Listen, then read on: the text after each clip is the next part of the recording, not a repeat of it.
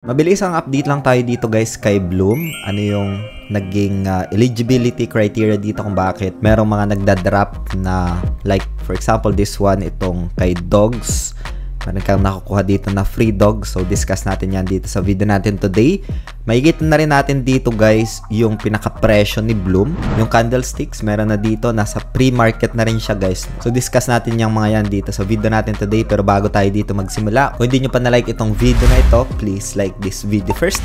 Subscribe nyo yung YouTube channel natin, turn on the bell icon para ma-notify kayo dito sa mga updates natin na ginagawa sa ating YouTube channel guys, no? So, as per checking nga dito, ayan, you can just tap yung mga dogs dito, ayan, as well as yung default nila dito na tapping ng mga nalalaglag guys, no? So, dito guys, ano nga ba yung criteria dito, no? And then again, yung recent updates or announcement nila sa kanilang Twitter, puntahan muna natin guys. Ayan, so ends on Friday. As mentioned dito, so you can just catch yung dogs bago mawala guys, no? So 8 PM UTC, October 18. Ayan, today yan. And yung eligibility rules guys, no? Para mag-qualify dito, ang dami nang nagtatanong bakit sa kanila walang dogs na nalalaglag. Kailangan meron ka ditong active wallets, no?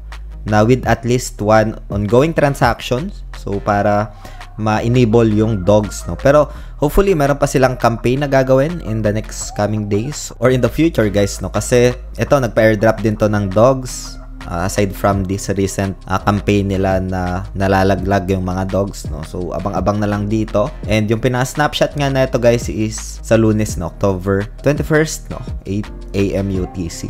Yun, you can just explore yung Bloom, guys. For me, you can just access pa rin, guys, no? Sa mga wala pang Bloom, you can access yung official link sa description ng video na ito or sa pinned comment, guys, no? So, ilalay ko na lang. Pag-uusapan na lang natin dito, guys, yung kanyang pre-market. Ang healthy dito ng kanyang price action kasi ito nag-open. Ito yung pinaka-opening price niya, tapos from recent all-time high 84.91% guys, no? So ito yung price action ni Bloom as of now.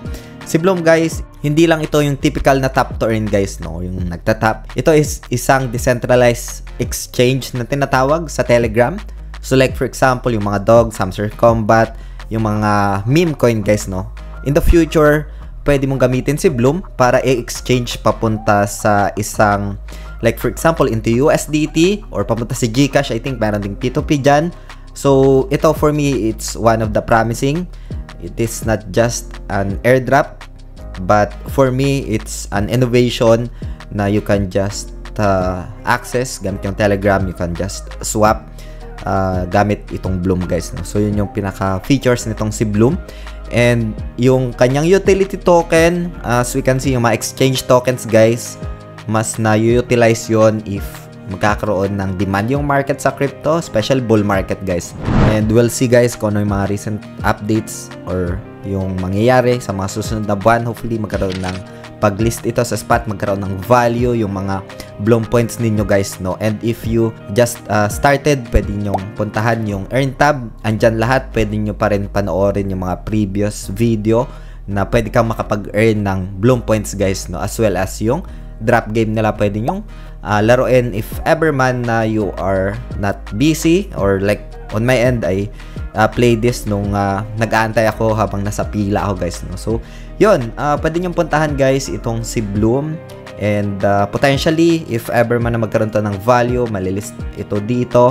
And ito nga si Banana, na list na rin dito sa application na ito. To be listed na din ito today. Yeah, we'll see guys, no? Doon sa mga nagtatanong, hope you get some insights, ideas, and you can explore itong si Bloom guys, no? So yun lang for today guys. Maraming salamat ulit sa panunood. Ingat tayong lahat. Peace out.